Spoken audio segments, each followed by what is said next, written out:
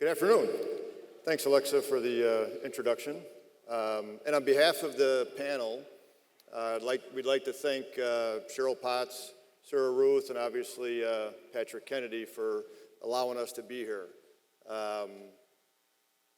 For those of us that are here personally and professionally, both, we don't always get out into the arena and talk about ourselves. It's really kind of, in my opinion, only been in the last 5 years or so that we will share kind of what's going on with us, with our partners, with our spouses, and what's going on in our head. This is going to be a bit personal and also professional. And with everybody's help, hopefully we can continue to do the good things that you all are doing and that we're doing. So a little bit about myself. Alexa shared that 30 years in the fire service. I'm a battalion chief and covered downtown Chicago. Small task. I'm also the director of the Rosecrance Florian program, which is a program specific to address the needs of first responders and veterans, which I'm very proud of. And thanks for Rosecrance for allowing us to do that, starting back in 2014. One of my other responsibilities for 14 years was being the EAP, or the internal EAP, for the Chicago Firefighters Union. We have 5,000 active and 3,000 retirees. Even though I'm a counselor and a son of a Chicago police officer and have a bachelor's degree, I really didn't understand what I had to do as an EAP. And I learned as time went on, and I also reached out to people, as I think we all do in anything that we do. What happened in 2008 and 2009, we had 7 suicides in 18 months. And then in 2010, we had another 4 in 5 months. There's really nothing that can prepare an organization, the person that's responsible for the wellness for 8,000 active and retired members, for 11 suicides in 2.5 years. So we had to do something. We had to be proactive. We had to be more active than reactive. I think you know us in the fire service. We responded at a moment's notice, but there was something that we were missing within our own department, within our own family. So we embarked on a plan to be more proactive, and it really was three-pronged process. One was to get more peer supporters, more people that would be willing to go out to share their story and interact with the men and women of the fire service.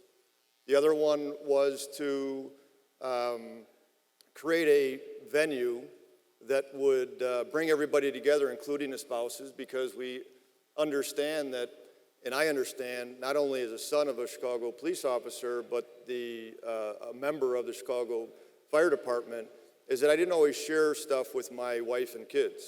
So how do we engage them and find out what they're thinking? The third part of it really was, in regards to communication, was not email, not text, not Facebook, not social media, but face-to-face interaction. The best interaction is face-to-face.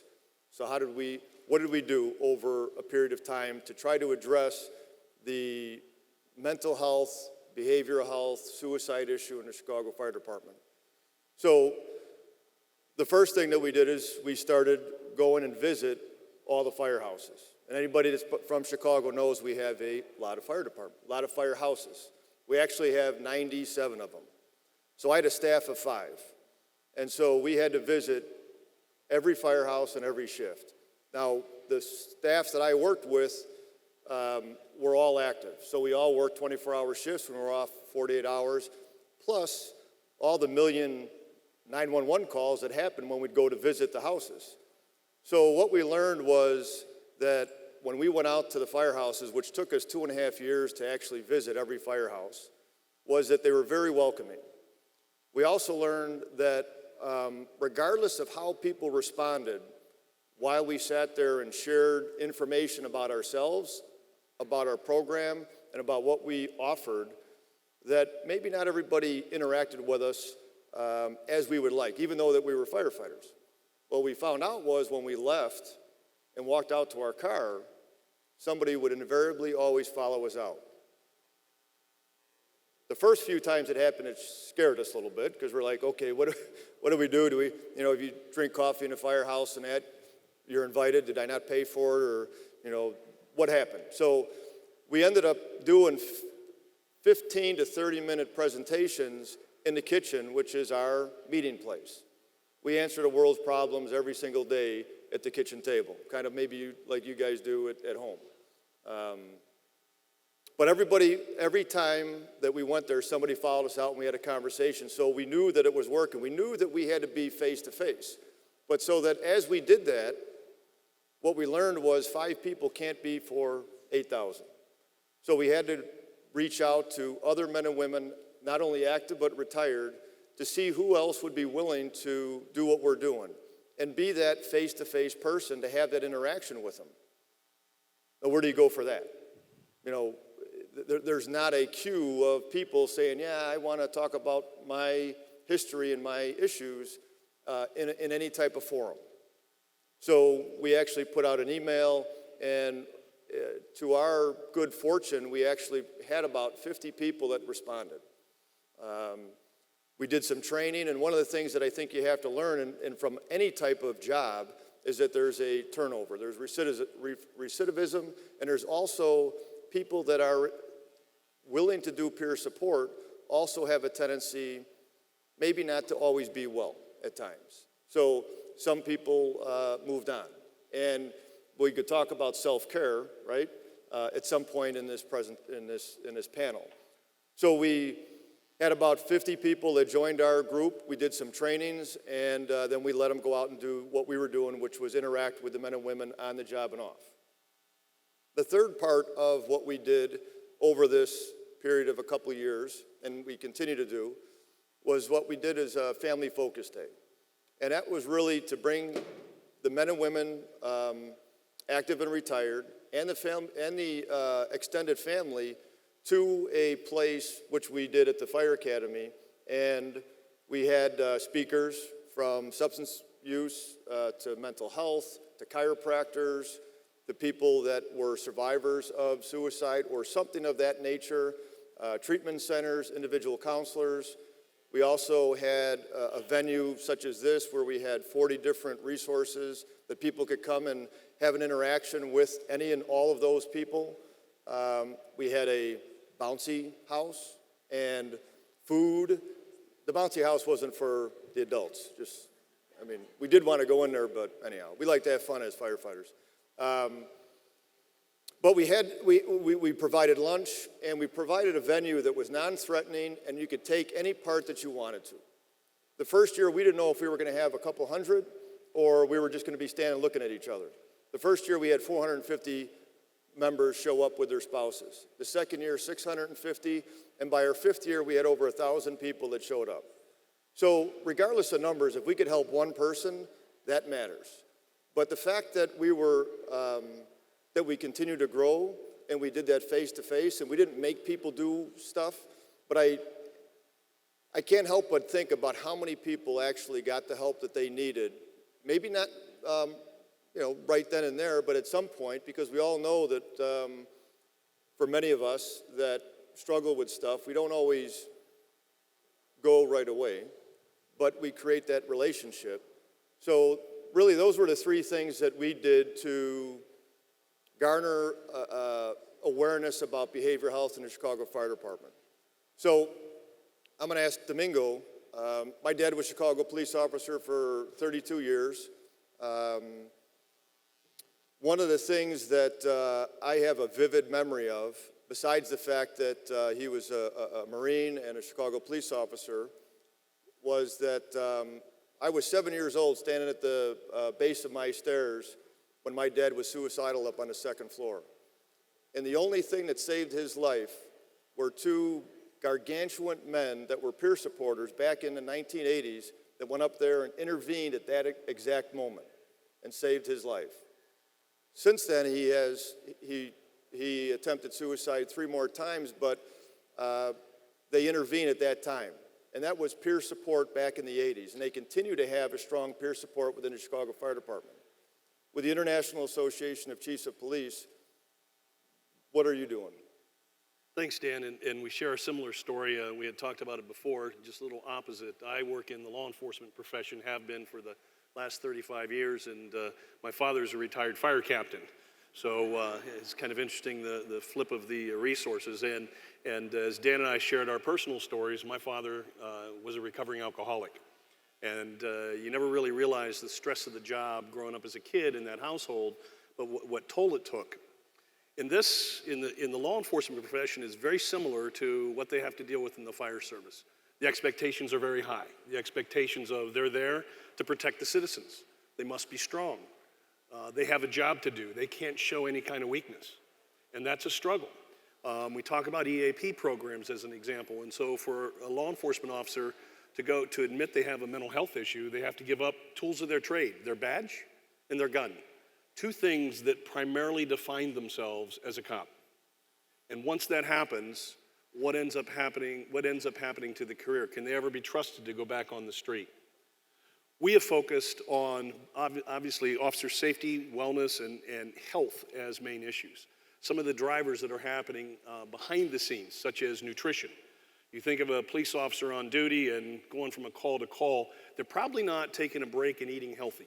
They're probably doing a drive-through at a fast food, and we all know that's not good for you. The sleep deprivation is a serious issue. They're not getting enough sleep. Financial issues attack the profession clearly. Many states years ago, we never think about the long-term ramification of things, talked about the stress officers face, so we're going to develop systems, and it's all across the country, different models, where after you reach a certain age, in a certain amount of years, you can retire. But they didn't tell you at the time, they thought that was a resiliency factor, that you spend enough time on the job, and so it's okay to retire early. But that means you're retiring roughly at age 50. That's not enough for your pension to live on the rest of your life. So you're going to have to secure a second job, another career. And if you don't do that, you'll never have the financial resources. So a big strain on your family, on your wife, kids, et cetera, your partner, and certainly on your life.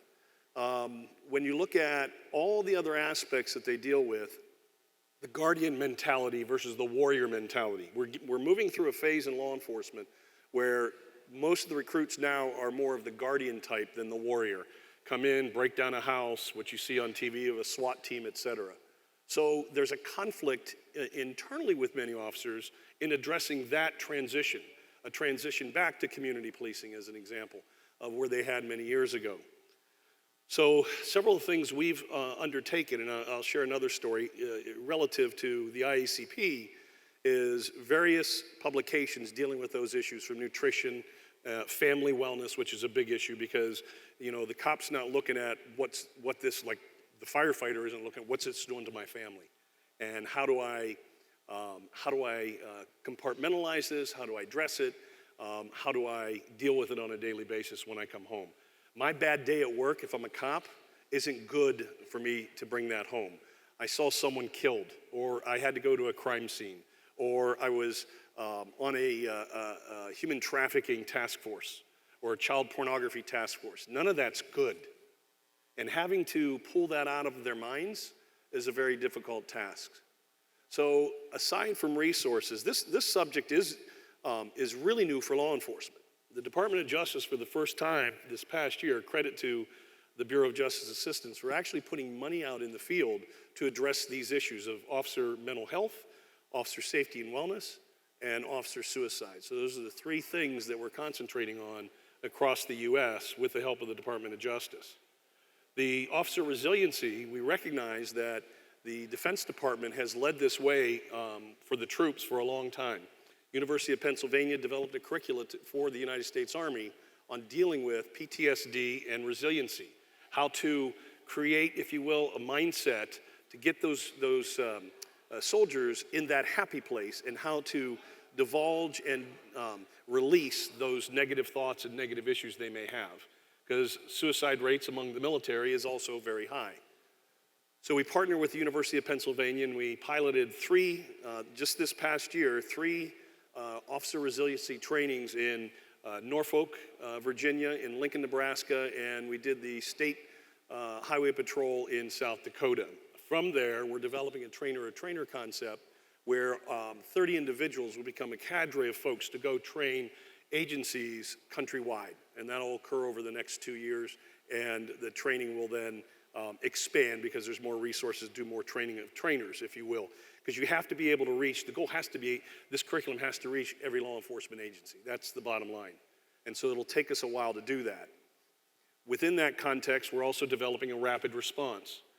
As the First Lady from New York mentioned at the earlier session, 2 officers committed suicide this past week in New York City.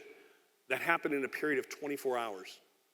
So this rapid response idea, just like the crisis that they've seen here with Chicago PD since this past September, is how do you drop in with resources to help the department?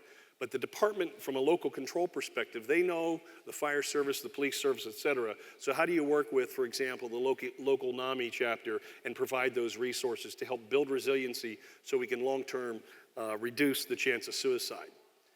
The next piece that we're working on is something we began this year. Is called the National Consortium on Law Enforcement Suicide Prevention. It's a partnership we engaged with the National Alliance on Suicide Prevention, folks who are experts in this area. As I mentioned, we're not.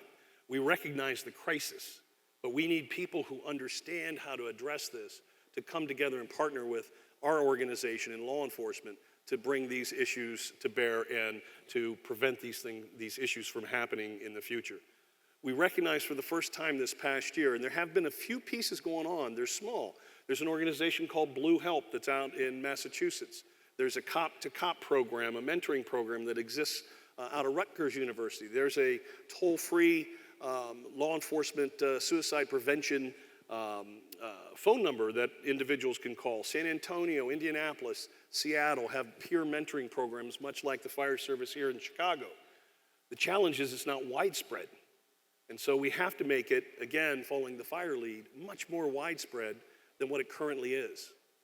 Because we know for the first time with these small pockets of people who wonderfully began a crusade because their loved one committed suicide, or a friend of theirs committed suicide, died by suicide rather, and it became a passion that they wanted to address it. So without those individuals, none of these national efforts that have been created from the Justice Department organization could have ever taken place. 10 years ago, I was the director of the Bureau of Justice Assistance. I ran the Public Safety Officer Death Benefit Program. That's where we pay for folks who, unfortunately, serving, die in the line of duty. We were able to provide benefits to the surviving families. Roughly at the time, it varies based on a formula, but $353,000. An officer who dies in the line of duty, what's defined by the congressional code, the surviving family, the kids get education, the surviving family gets $350,000. If someone who has served in law enforcement for 20 years, saved 10 people, let's say, in their career, from a drowning incident or some other way, they get zero. They get zero from the government. That person is as much of a hero as the person who, quote unquote, died in the line of duty. There's tremendous stigma associated. We don't even know how to message to the families when an officer dies by suicide.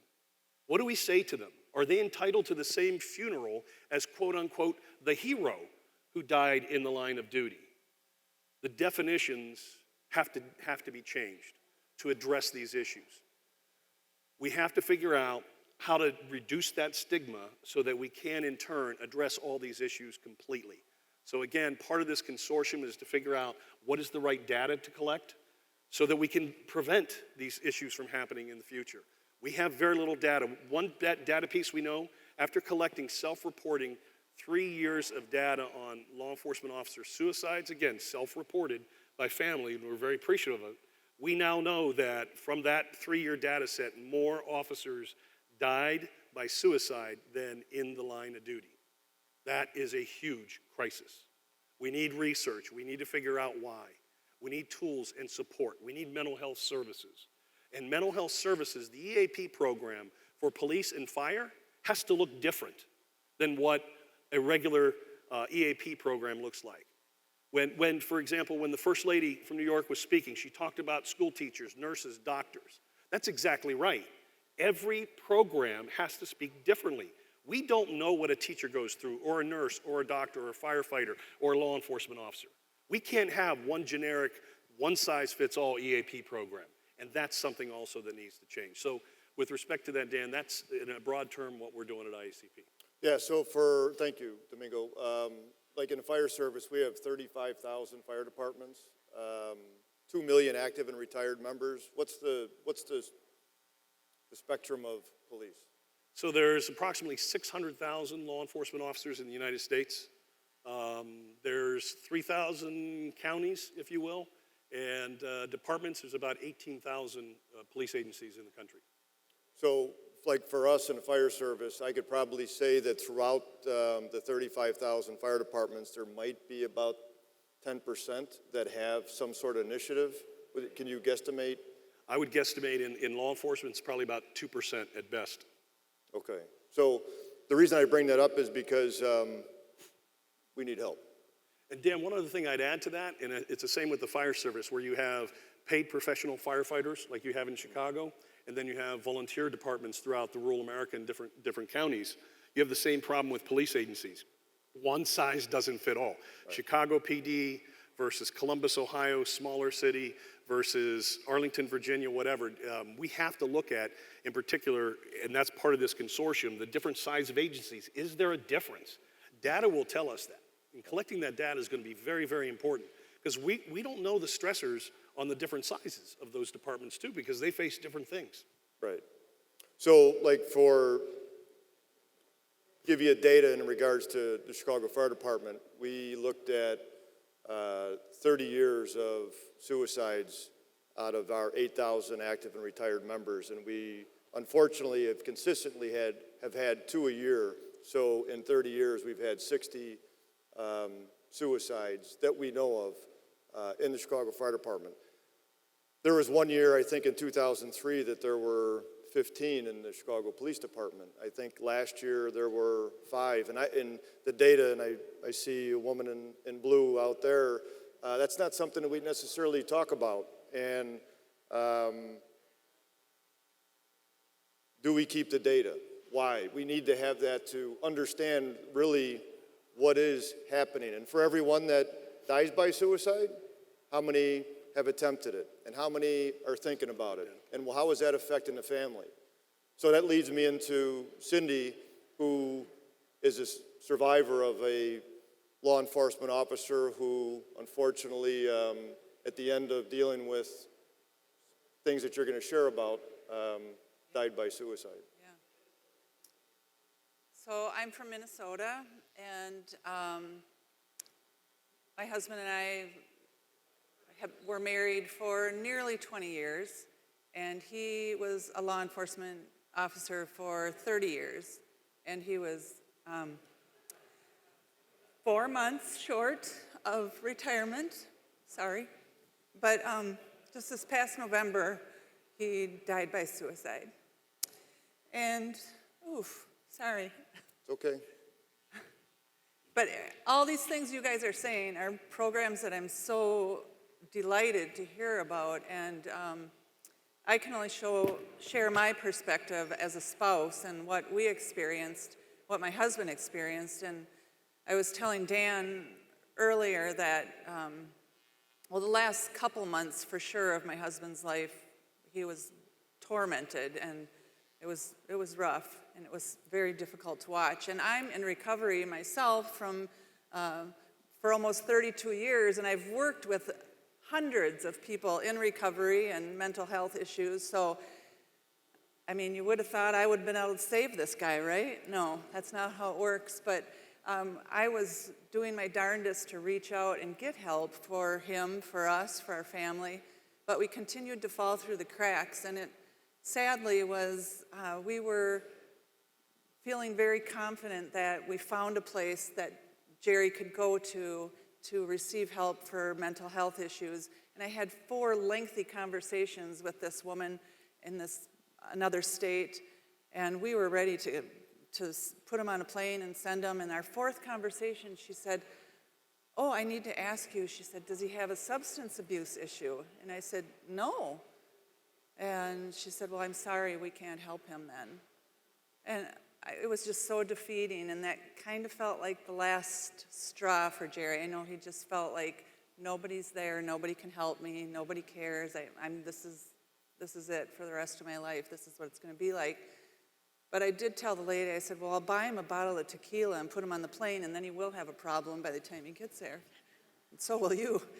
But anyway, so we just continued to feel like we were falling through the cracks. And sadly, yeah, Jerry ended up dying by suicide. And now I feel like I'm tired of lip service. I'm tired of people being reactive, of departments being reactive. And I want to do what I can in my little part of the world to see what can be done to be proactive.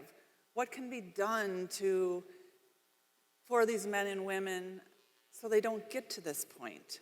There's things that can be done, and I know it can be costly, and I know there are budgets, but I feel like there are things that can be done that maybe aren't so costly, that are simple things that departments could engage in. When you talk about EAP, and you talked about, somebody earlier talked about getting emails from HR and deleting those emails. Well, when things start to go sideways at home, it's not always the officer, it's really never the officer that's really gonna reach out for help. It's typically gonna be the spouse or a close family member. So I've had a few meetings with the sheriff's department that my husband worked for, and I suggested, why, when you're sending those emails out and you're talking about programs that are available, don't just send them to my husband. Have each officer designate a receiver, another receiver. If I would have been receiving those emails, or if I would have been getting a letter in the mail telling me what was available, I would have had access to that. I would have reached out sooner to the department. I mean, he obviously didn't want me to, because for fear of things you've talked about. But just some simple things. The peer counseling, I think that's wonderful. And I suggested to the sheriff's office again, why not bring in the retirees?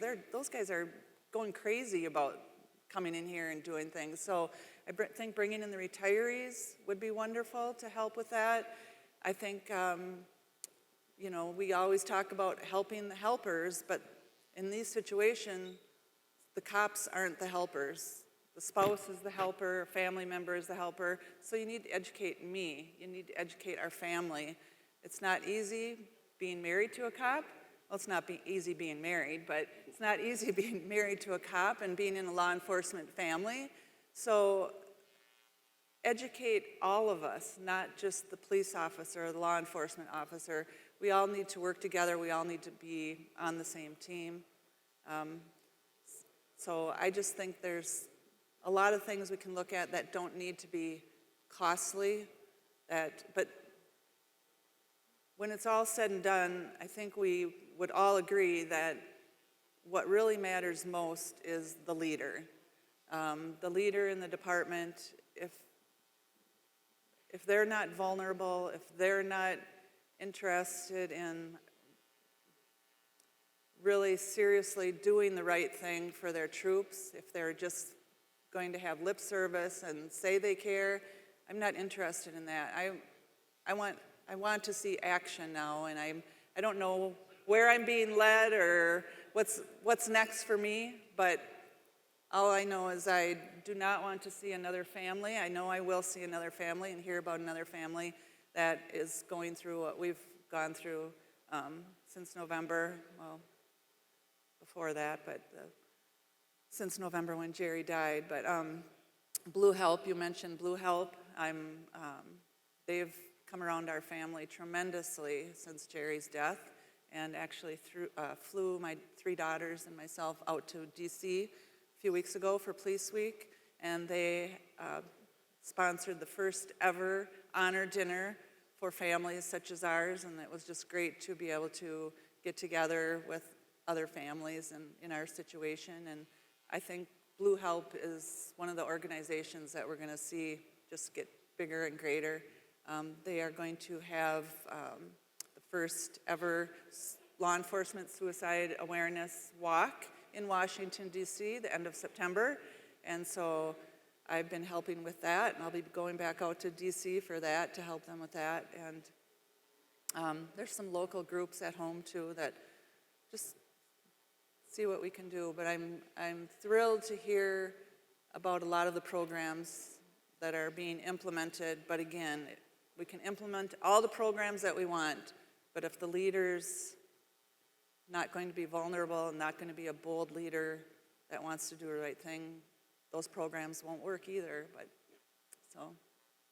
Well, Cindy, thank you for sharing that. It's, I can't even imagine. I got to meet Cindy by phone and then here, and I can't imagine how it is to actually share about your husband with it being so close. With so many different suicides that we've had around me, I know that I've had to talk to some people and ask them if they'd be willing to share. And the majority of people don't want to share. They want to protect themselves, they want to protect their family, they want to protect the memory of their spouse, and to break the stigma that I'm assuming is why you're here, to bring that out, and then to bring out the fact that we need to be able to communicate to the spouses is so important. But for the majority of us that are the workers, we look at it as we want to protect our spouses by not sharing information with them. So it's, you know, what's the best thing? If my husband were here, my husband knows that he's not shocked that I'm sitting up here. He's not what? So my husband wouldn't be shocked that I'm sitting up here. I think when one person is willing to be vulnerable, that allows a lot of other people to be vulnerable. And I would just say that I live in the county that my husband served in, and I'm so grateful that I live in the county because now deputies stop by our house a lot. And it's so interesting to me that nearly every one of them says the same thing to me, and I feel like I'm kind of their counselor now almost. But almost every one of them has said, I've been in Jerry's shoes, I've been there, I this, I that, and they share, and they each think they're sharing something very unique with me.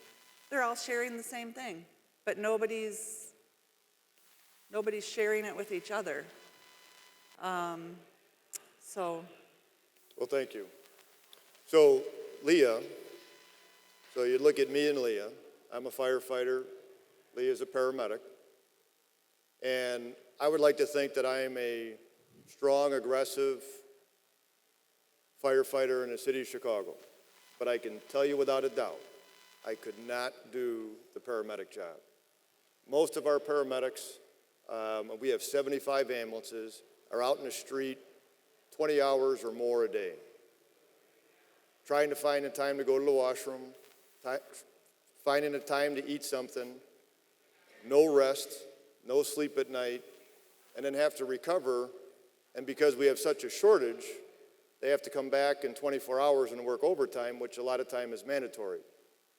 Not to mention the fact that they have to respond to shootings and stabbings, line of duty deaths, and a whole host of other things that we really won't get into because it's not all pretty. Leah has her story, and again, just like Cindy, I have not been in her shoes, and I applaud you for coming in a forum. And knowing you, I can imagine how her heart is pumping right now. So I'm trying to ease her into this. Mm-hmm. Yeah. So, as Dan said, I'm a paramedic.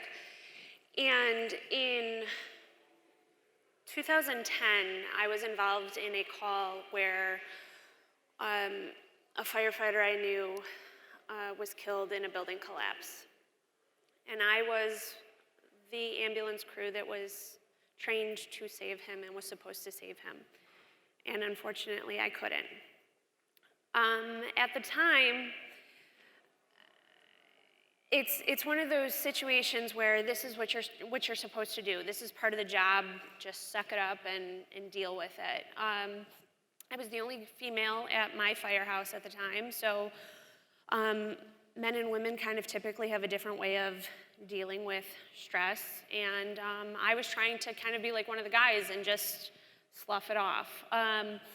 And at first I thought that I was handling it well, until I started, a few months later, started passing out on calls, started jumping when I would notice, when the tones would go off, was starting to get really angry with people, was crying a lot, which, I mean, I am a girl, so I do cry a lot, but I mean, I was crying a lot. So I was noticing things that were going on with me that I had never experienced before, and it started to get worse and worse and worse. I was afraid to go on calls, and I've never been afraid like that.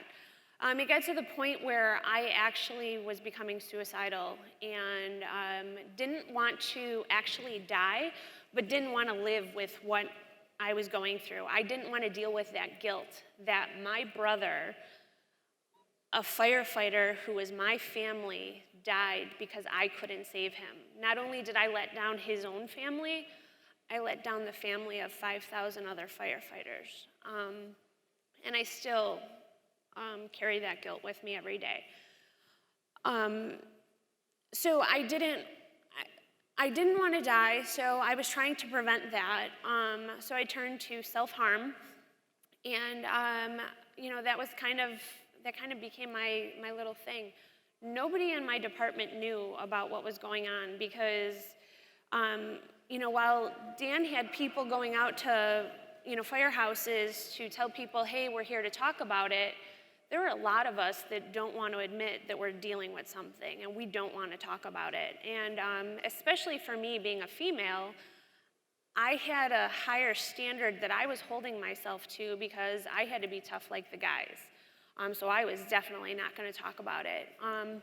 But it got to the point where I was actually in fear for my life. I ended up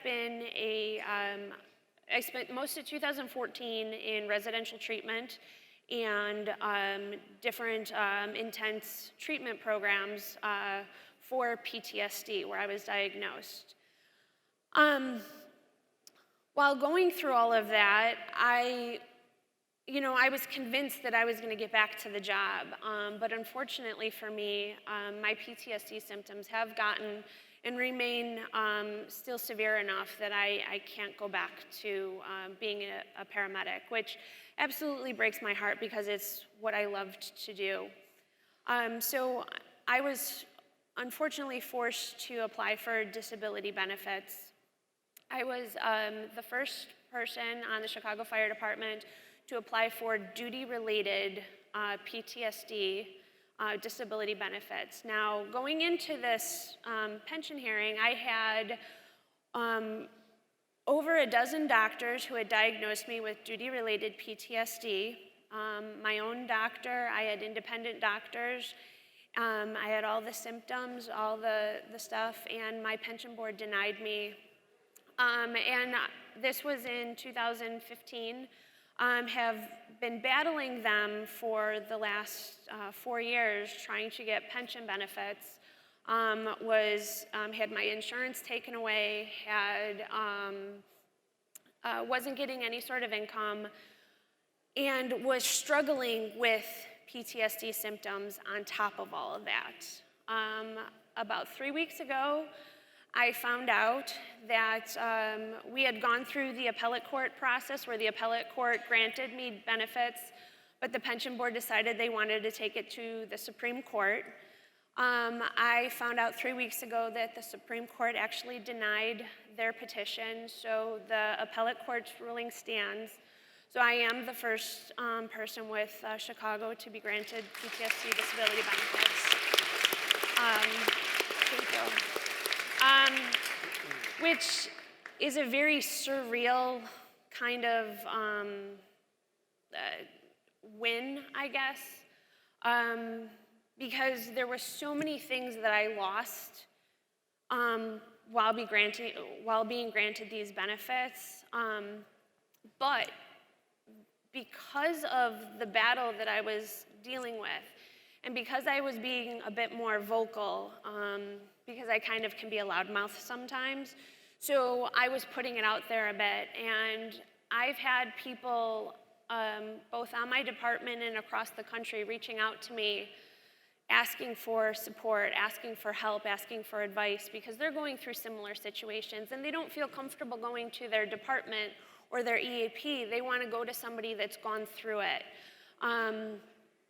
And I can honestly sit here and say that I've saved more lives just by sharing my story and going through hell than I ever did as a paramedic. So you kind of have to look at the silver lining in some situations and everything. But something that I've been telling a lot of first responders who come to me is, we're looked at as heroes sometimes, and we're kind of superhuman. A lot of people forget that first responders have feelings and emotions and are human beings. So I share with them to kind of look at some of our comic book superheroes.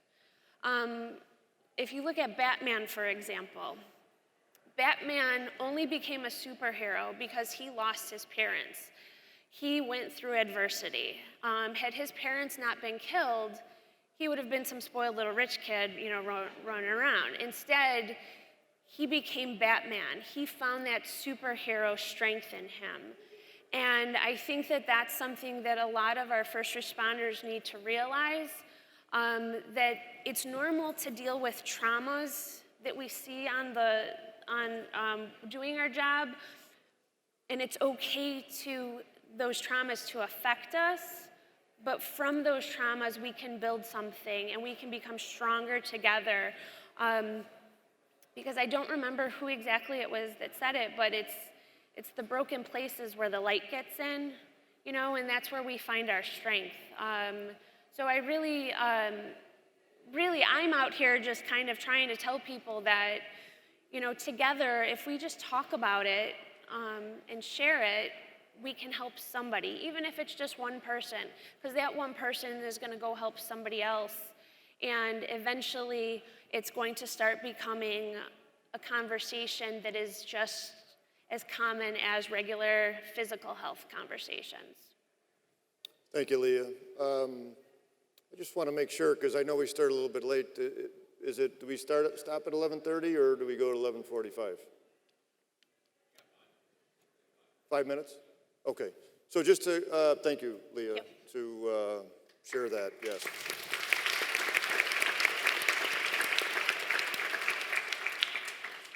So if we could just take a minute and kind of share, starting with Cindy, if you could say one thing to this group, to Patrick Kennedy, to the President, to the Senate, to everybody that could help us, what would you say? No, I just want to thank you, Leah, because I, about 3 weeks ago, received my letter in the mail from our newly appointed commissioner of our Department of Public Safety in Minnesota, declaring Jerry's job, death, even though he had been diagnosed with PTSD from his job and depression, non-job related. So now I'm in a little battle, so I'm okay with that. So, and that's exactly what I would say, is to just be bold and be vulnerable. I think being bold and being vulnerable are just going to allow people to feel more and more comfortable talking about this situation. And, in hindsight, there's things I can look at and wish I would have done differently or we could have done differently, but can't beat yourself up over those things. And I will be a much stronger person because of this, and if I can help another person, that's what it's all about. Thank you, Cindy. Thanks. Domingo? So first, I'd say a big thanks to the Kennedy Forum for even having this panel. I've been in this business working with law enforcement for about 35 years. I mentioned my career at the Department of Justice, and we couldn't talk about suicide, right? It's great as I come towards the end of my career that this has come full circle, and now we can. So don't give up.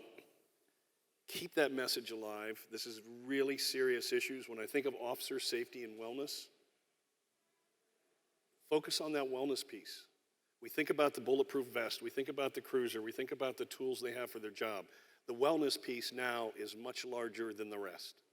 An officer, maybe in their entire career, for the most part, may never fire their gun, but they have to go through regular qualification. What about the wellness piece that impacts them every single day? So the more dialogues like this we have, the more open conversations we can have, the more self-support we can have, the better off the profession's going to be, and the families. Thank you. I just think that by being here, you know, and sharing all of this, there's somebody in this room that is going to be affected by it, and there's somebody that's is struggling right now, that's hiding it, and we might not even know it. So, you know, trying not to judge people so much, and being, you know, having a compassion for all, you know. But talking about this, 5 years ago when I went for help, I was told I was just being an emotional female. Now I'm sitting on a stage talking about the things that I've gone through, and there's people actually listening to me this time. So things are changing, and there's going to be big changes coming down the pike. So if I could leave you with my thoughts, and thank you, panel, for coming here and spending the day, and thank you all for being here as well. We need a chief and a champion. That chief could be commander-in-chief, the President of the United States. It could be Patrick Kennedy. It could be you in this room. We need a champion to support the responders who also need help. We respond without prejudice, despite what you might see or hear in the news. We want to save and help people regardless of their race, color, creed, origin, or whatever it is. We are human people that we have learned are affected by the things that we experience.